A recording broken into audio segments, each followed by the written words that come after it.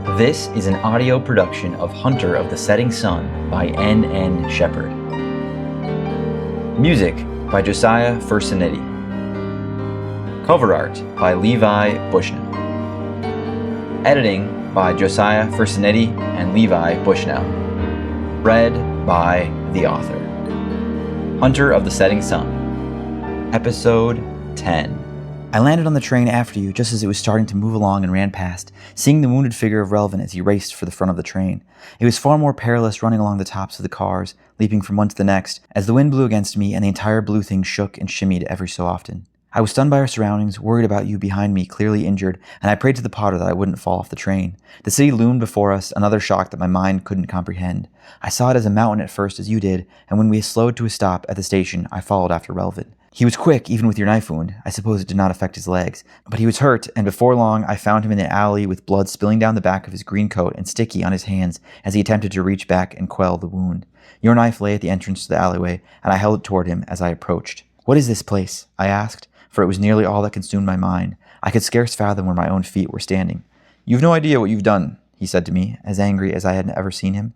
"You must remember, he was a friend of Henrik, my husband, and I had often seen him as the pleasant and kind spiritual guide that so many in the rest of the valley still likely see him as." "You killed Henrik," I told him, standing just over him with your knife. "I would take your life in absolution." "What do you know of absolution?" he said haughtily, wiping spittle from his lip with the back of his bloody hand. "I know it burns in my heart, and what must fill the space." "Killing another fills no space," he retorted.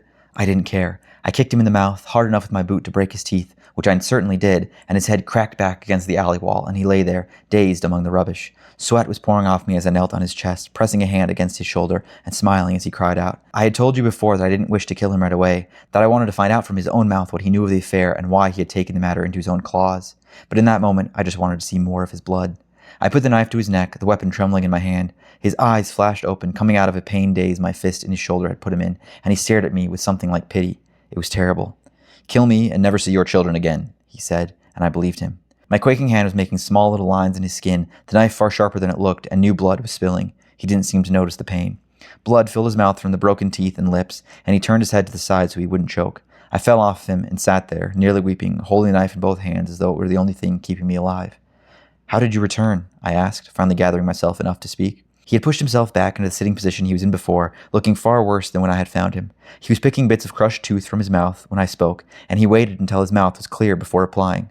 "We need a church," he said. So our alliance began. He told me he needed to return to our world as well, and that, should I help him, he would bring me with and not harm my family. Of course, I told him that if he tried to leave my sight, I would stab him through the heart and deal with the consequences of my lost children on my own.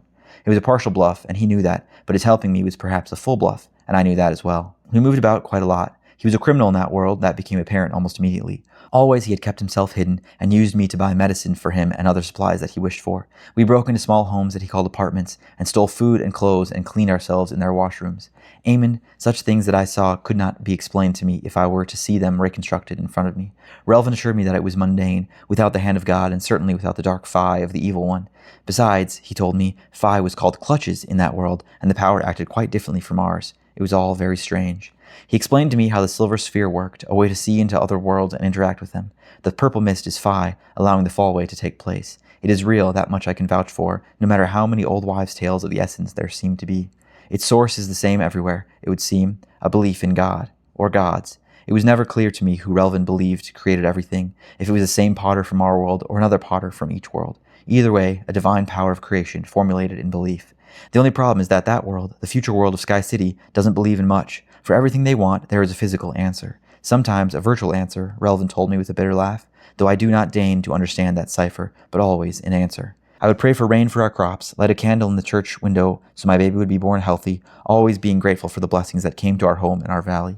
The good was a gift from the potter, the evil was a corruption of the gift, twisted by trodden at the behest of our sin. It was a simple system that surely we all understood. That was why Relvin remained so long in our world. The flow of Phi was so great, that creation's substance and belief so strong that he could amass power, and somewhere along the way he found the potter. I tell you this, Emmond, with the utmost sincerity. Relvin believed every tenet that he preached, every word from his holy book, the writings of those sages and seers of the past. He believed them all. His method of living changed somewhere in our world, and he ceased traveling about, at least not so frequently. There were brief moments when he would speak about time, speaking as though it were a thing to be caught and captured. Those topics I could not understand. We reached the low church and he began to study. He was charging the sphere, he told me, and it would require time. There was a library there, small and old, from days before digital, he told me. Real paper. So much of what he said I could not comprehend, much as the very world we were in I could not understand. He explained to me the worlds and how traveling between them took a great amount of power, and the further away they were, the more time he would need. Traveling anywhere else from such a future world as the one that held Sky City was always the most challenging. I knew we would not go back to our world straight away, but would land somewhere in between. Not in between according to distance, but according to belief. This world here, where we now stand, is a world in between beliefs. Relvin told me they might call it magic, what we call phi, though it isn't quite the same. Not as wound into the fabric of things where we are from. It seems that there is a difference or differences between places after all, particularly below the surface. We met with his friends, those in the underground, what used to be subways, so Relvin said, and we learned of more churches and other places we might find more power. Lewis, their leader, told us that he believed we could open the fallway without phi, or belief, or God, but instead use technology. Relvin laughed at him, telling him that of course a man from the future would try to do things without God. Lewis didn't seem bothered by it, and their talk was not soured. Relvin is quite wise. He helped them fix some of the machines in exchange for their information. When we left them to find the small church where you found us, Relvin kept telling me that it was nearing the end, that someone from Central would find us soon. And you came, just as he thought you would. He taught me how to use the guns of that world, but told me that they wouldn't work here, and I would have to learn a new weapon if I wished to. I had never been so much for weapons of any kind. There are nearly no swords in Dara, and I never had the need to learn hunting with a bow. I was the mouth of our farm, not the hands. I missed my husband and my children greatly through it all, and as the days became a week, and my time in the dark underbelly of the city grew on, I only wished that we could move to another world and then back to our own quickly, and forget about the vengeance that had started the journey. I prayed also that they would not try to kill Relvin. I prayed also that you would not try to kill Relvin the moment you found us. And you came, entering the church and finding me with a rotary gun that Lewis had given us and Relvin had fixed. And the bullets rained from the windows, and then we were praying in the anteroom, and here we are. Sounds rather fantastical, Emmond said when she broke from her tale. I don't mean that in a way that sparks wonder, but in a way that gives me question to the credibility of his words. He believes what he told me, Catriona insisted. Why is his name Rain in that world? She sunk into the bed a little more and looked fully spent. Emmond was tired as well, but he knew he should go find Parker again and help the doctor with the rest of the evening. Catriona's story had carried them beyond the setting sun, and there was only pristine darkness outside the window. He carries a new name for each world, she said. Horatio Rain there, Horace Relvin in our world. Who knows what he considers himself in this one? Emmond leaned back against the chair, staring at the silver orb on the night table. It stared back at him with his own reflection, warped in its perfect curve. He reached out for it and held the object in his hand, feeling the smoothness and uniformity of it. There was no delineation on any part of it. Nearly the size of an apple, he could almost close his fingers around it. It looked like metal, a ball of steel perhaps, but it had not the weight that a ball of steel should. How does this open doorways? He asked, not really saying it loud enough. Phi, Catriona answered back. Emmond nodded, allowing the answer to stand, even as mysterious as it was, and placed the globe back on the table. He stood then and patted the bed next to Catriona's arm. I'm off to check our inspector friend. She nodded. I can make room for you here when you return. He smiled. All right. Just as he turned to go, her hand moved from the tight blankets and caught him, her fingers cold against his wrist. Emmond spun, but didn't force his hand away, catching her eyes with the question of her action. Other worlds, false names, magic and phi and technology, Catriona whispered, her eyes half closed. I care for none of it, now that I have seen so much. I want to return home, nothing more. Nothing more, Emmond agreed, removing her fingers with his other hand and patting her palm gently as he laid it back on the bed. We'll make it back, he said, stepping away out of reach. She nodded, her eyes finally closed. Home and nothing more, she breathed, the words as silent as the whisper of a flickering flame.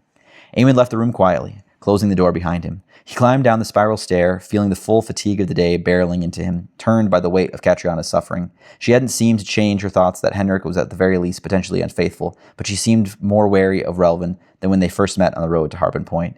Catriona's desire to return home surely matched his own, and while Emmond slept in the prison cell, she had spent those days awake with the enemy. Emmond shook off the thoughts. The main area of the hotel milled about with people, men and women laughing and talking, some playing cards and others drinking at the counter. Miss Annie sat at a table with a group of aged men, smoking pipes or long cigarettes, the smoke curling around them in a lazy haze. Music was coming from one corner, from a man sitting at a large brown box with his back turned to the room, his hands moving back and forth. Dixie and Rose were each holding onto the arm of a different man, both dressed handsomely, and Emmond thought he saw two other women in similar attire to the hotel women clinging to men with just the same charm. Emmond pushed his way through the crowd, holding his breath against the smoke, and turned out into the evening air. He paused for a moment on the porch to take in the sweet smell of the clean outdoors, happy to feel the cool air in his lungs. He crossed the empty street to the apothecary shop, a light burning from the upstairs window. The door was unlocked and he entered, feeling his way in the dark to the counter at the back of the small wooden gate. The door to the back room was unlocked as well, and Emmond entered to find the doctor's table empty save for the small metal tin with bits of bronze metal. At the back right of the room, there was another door, and Emmond entered this to find a stairway to the right and a door to the left with a small window that showed the back of the building. He climbed the stairs silently, listening with each creaking step as he did so. The girl was singing again. Emmond reached the top of the stairs and entered the small hallway with only 2 doors on opposite sides down the middle of it. The door to the right was open, and Emmond entered. Parker lay in a small cot there, little more than a narrow table at knee height with a set of blankets on it. His arms were at his sides, tied to the bed, and his legs were tied by the ankles to the posts of the cot. His head rolled back and forth as he lay there. Bandages wrapped around much of his body, covering him up, all white and bound like someone near the point of burial.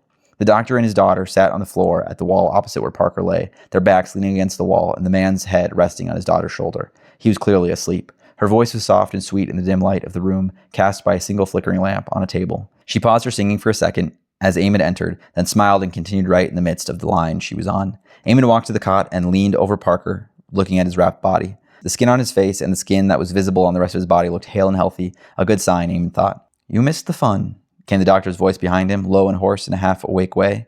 He hadn't moved at all when Emmond turned to him, and only his eyes had opened. His voice was only slightly louder than Virginia's. "I'm sorry," Emmond said. "I was caught up with other matters." Dr. Silas shrugged and leaned his head away from his daughter and pushed himself up so he was sitting fully upright. "We managed." "How is he?" "Mostly all right." The man stood and motioned to the doorway. They stepped out into the hallway, and the doctor leaned back in for a second. "Virginia, dear, only a moment more, and then we must be on our way home. Can't sing to the lad all night." Her voice continued to sway and dance with word and melody, and Emmond noticed the loving smile on the man's face as he followed him from the hallway to the stairs and the workroom below. "I'm not a charity, Mr. Sarren," the doctor said as he motioned for Emmond to undress and sit on the operating table. Emmond did so, understanding what the man meant by the words. "My situation is quite unique, I'm afraid," Emmond thought for a second, "but I have all intention of providing payment for the services for my friend. I only need time to gather what you need." The man nodded slowly, thinking. "I don't do much for loans, you understand, but when the care is so immediately needed, I have little choice. I will say that, should there be no payment in 2 days, I will inform the sheriff of what is owed me." His face was set with a sincerity that Emmond didn't imagine was a mask of any sort. "You may or you may not understand, sir, but I have a family I must take care of." "Yes, I do understand," Emmond said. "I will pay you as I am able." Silas stared at him and then carefully began working on the wounds at his hip and shoulder. "You are not badly hurt," he said, picking at small bits of metal and cleaning out the wounds. "Just passing shrapnel." "Hurts," Emmond said through grit teeth. The man shrugged and continued to work. The door to the workroom opened and the girl stepped out. "Father, I'm ready," she said, sitting in the room's single chair. Dr. Silas nodded and smiled to her. "Just a moment, dear. I have to clean up the interloper before bed." When he looked back at Emmond, the smile was gone. "There was a man who visited this place many years ago," Silas said, his teeth drawn slightly in focus as he worked. Emmond just nodded, trying to keep still and fight off the pain of the care. "He was a stranger, as strange as yourself, talking the way you do and even walking differently than many I have seen. I was a boy then, well, more a boy than I am now, before Virginia was born." They both glanced over to see the girl sleeping in the chair, her head tilted over on her shoulder. When he looked back to the wounds, the smile remained. "He was a preacher, talked about God and clay, always talked about clay, and became friends with the Douglas family. Rockslide killed Thomas Douglas that year, and his son Eugene had to become preacher, or so it made sense to the parishioners. Likely the youngest pastor in America. I would put my shop on that." "I didn't care much for that traveling preacher with his talk of clay," Silas mused. "You aren't much for preaching, at least not yet, but it's mighty funny how much I'm reminded of him with you." Emmond unclenched his jaw and forced his voice to steady. "We're not the same," he managed. "No, of course you're not," Silas said. "Just find it curious is all." There was more in his tone that Emmond couldn't decipher. Did the man know that Relvin was here, that his traveling preacher had returned? It was a small town and thus lent itself well to big news traveling quickly, but so far he thought he had been secret. Parker being there was strange, and the whole town had seen that. That was true, but he wasn't Relvin. The doctor stepped back after applying a soothing ointment to Emmond's wounds, and when he swung his feet over the side of the table to sit up straight, he actually realized that he felt better. Silas washed his hands in a basin and then led Emmond out of the room. "You'll be all right, shouldn't have much more pain," he said. "Your friend is a bit more beaten, so I'll need to adjust his bandages tomorrow." They reached the front of the shop. "He should be free to go with you after the morning," he went on. "He's quite a remarkable specimen, I must say. To even survive the amount of damage to his body is unfathomable, and to be healing and recovering as quickly as he is." He shook his head at a loss for words. "I will see you in the morning, Mr. Sarren." "Thank you," Emmond said, and walked across the street to the hotel. The noise was still loud, and people danced and laughed and drank, but Emmond managed to squeeze his way through it all and reach the stairs without bumping into anyone. He entered the room he was to share with Catriona, thankful that the closed door kept out most of the noise from below. She was fully asleep, sprawled in the middle of the bed, her hair a mess about her, a small glistening drop of drool at the corner of her lips.